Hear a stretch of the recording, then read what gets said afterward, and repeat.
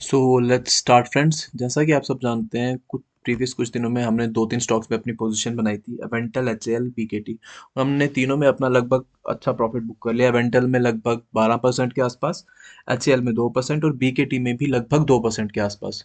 तो आज के दिन भी हमारे पास दो तीन स्टॉक्स हैं जिनको हम नज़र में रख सकते हैं। पहला स्टॉक जो है जाइडस लाइफ साइंस करके है, जो फार्मास्यूटिकल्स में काम करता है।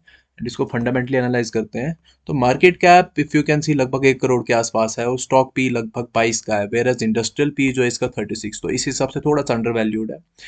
R O C and R O E बहुत ही अच्छा है, 20.7% एंड 22.3%। इंटरेस्ट कवरेज रेशियो भी बहुत अच्छा है, 51.5 का है।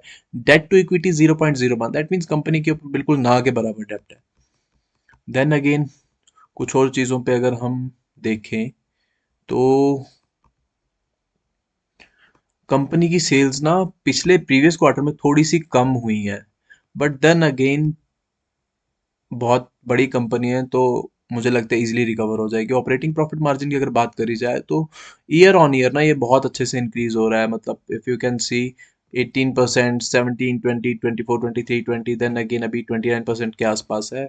और बाकी चीज़ों की बात करी जाए तो कंपनी के रिजर्व्स भी कॉन्टिन्यूसली बढ़ रहे हैं। और एक बहुत अच्छी बात है ना, इसने अपनी बोरोइंग्स ऑलमोस्ट जीरो कर दी है, मतलब 190 करोड़ ओनली।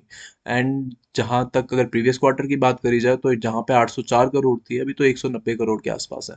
कंपनी ने सिग्निफिकेंटली अपना जो डेट है वो डिक्रीज किया है। देन शेयर होल्डिंग पैटर्न की बात करी जाए तो प्रमोटर्स इसमें लगभग 75% के आसपास है। और एफ आई आई ने ना रिसेंटली अभी इसमें अपना लगभग 2% के आसपास से स्टेक बढ़ाया है। एंड डी आई ने अपना स्टेक थोड़ा सा सेल किया है, तो प्रोबेबली एफ आई आई ये सॉरी डी आई आई ने जो है अपना स्टेक एफ आई आई को सेल आउट करा है।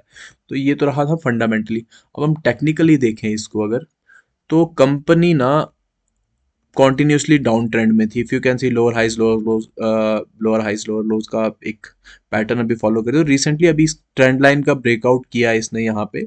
और एक इसका जो प्रीवियस सपोर्ट जोन था वहां से एक अच्छी सपोर्ट लेके ऊपर गया है। तो I will be adding some position into this stock, तो 3 या 4% लेके मैं यहाँ से एग्जिट कर लूंगा। दूसरा स्टॉक जो है वो है हमारा यूनियन बैंक ऑफ इंडिया। अब बैंकिंग सेक्टर मुझे लगता है जल्दी थोड़ा सा ना एक अप मूव देगा, क्योंकि इफ यू कैन सी आज निफ्टी, बैंक निफ्टी भी लगभग 1 पॉइंट समथिंग परसेंट के आसपास अप मूव करा है।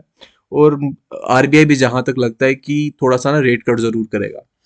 तो जो अभी ये वाला स्टॉक है हमारा यूनियन बैंक ऑफ इंडिया, लगभग 1 लाख करोड़ के आसपास का इसका मार्केट कैप है। And stock P is 6.39, whereas industrial P is around 9.2%, fairly valued. R जो है 15.6% का है एंड आर ओ सी 6.55 का। Fair enough. And debt to equity 12.8%। अब बैंकिंग सेक्टर्स में जो भी फाइनेंशियल सेक्टर्स में अपने स्टॉक्स काम करते हैं तो उनका ना डेट टू इक्विटी मैटर नहीं करता, क्योंकि उनका काम लोन लेना देना, तो ये सब ये एक रेशियो है जिसमें फ्लक्चुएशन होती रहती है। Current ratio is also 3.24, that means company के पास एसेट्स ज़्यादा है, लाइबिलिटीज कम है। और recently if you can C 50 EMA से अपना सपोर्ट लेके और 200 ईएमए का अच्छा ब्रेकआउट किया है इसने। एंड थोड़ा सा और अगर फंडामेंटली इस चीज़ को देखें तो कंपनी का ना रेवेन्यू अच्छा ग्रो किया है, बट पिछले 3 क्वार्टर से ना थोड़ा सा एक स्टैग्नेंट सा है। बट मुझे लगता है अच्छी मूव आएगी इसमें, वो पूरा बैंकिंग सेक्टर ही डाउन था। तो ईपीएस अगर देखा जाए तो from this very point it, जो नेगेटिव में चल रहा था अभी अच्छा पॉजिटिव में गया है। तो ईपीएस भी अच्छा ग्रोथ दिखाया है ईपीएस ने भी। तो कंपनी के रिजर्व्स जो हैं कॉन्टिन्यूसली इंक्रीज कर रहे हैं, also very good thing. And share holding pattern की तरफ अगर जाया जाए तो अराउंड 75% जो है इसमें प्रोमोटर्स हैं और 6.89% इसमें एफ आई आईज हैं और 11.22% इसमें डी आई एस है।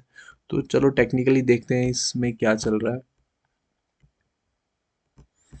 This union bank, union bank of India. तो ये रहा यूनियन बैंक ऑफ इंडिया का technical chart. And if you can सी यहाँ पे ना मल्टीपल टाइम्स ये जो ये एक रेजिस्टेंस लेवल था, 1, 2, 3, 4, 4 टाइम इसको इसने टेस्ट करने तोड़ने की कोशिश करी है। बट मुझे लगता है कि अगर ये 2-3 दिन यहाँ पे कंसोलिडेट करेगा और उसके बाद एक ना अच्छी मूव हमको 4 या 5% के आसपास देखने को मिलेगी यहाँ तक का, तो 3 या 4% लेके मैं इसमें से भी एग्जिट हो जाऊंगा अगर मैंने इसमें पोजीशन बनाई तो। देन अगेन जो हमारा तीसरा स्टॉक है दैट इज इरेडा।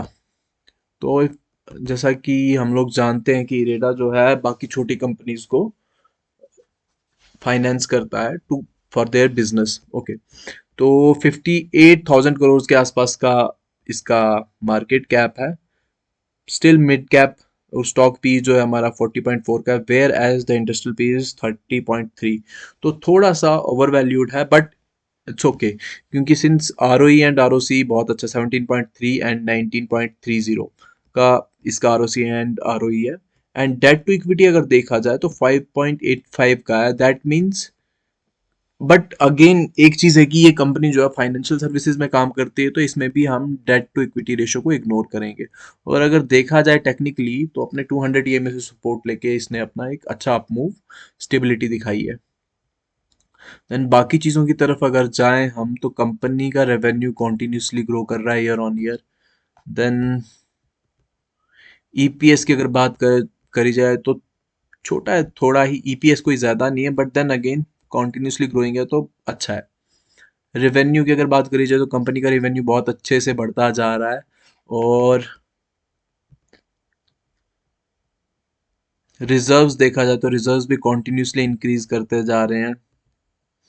और इसके शेयर होल्डिंग पैटर्न की अगर बात करी जाए तो प्रोमोटर्स इसमें अराउंड 75% प्रोमोटर्स हैं, which is government of India mainly.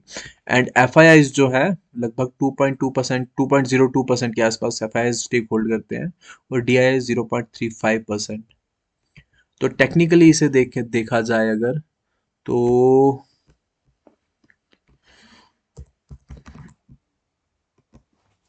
IREDA, okay, if you can सी ये एक इसका प्रीवियस रेजिस्टेंस था, इफ यू कैन सी यहाँ से रिजेक्ट हुआ है, बट देन अगेन यहाँ से एक बार फिर से रिजेक्ट हुआ। लेकिन अभी आज की जो कैंडल थी बहुत अच्छी एक bullish candle, bullish marubozu type of candle है। तो विद इन नेक्स्ट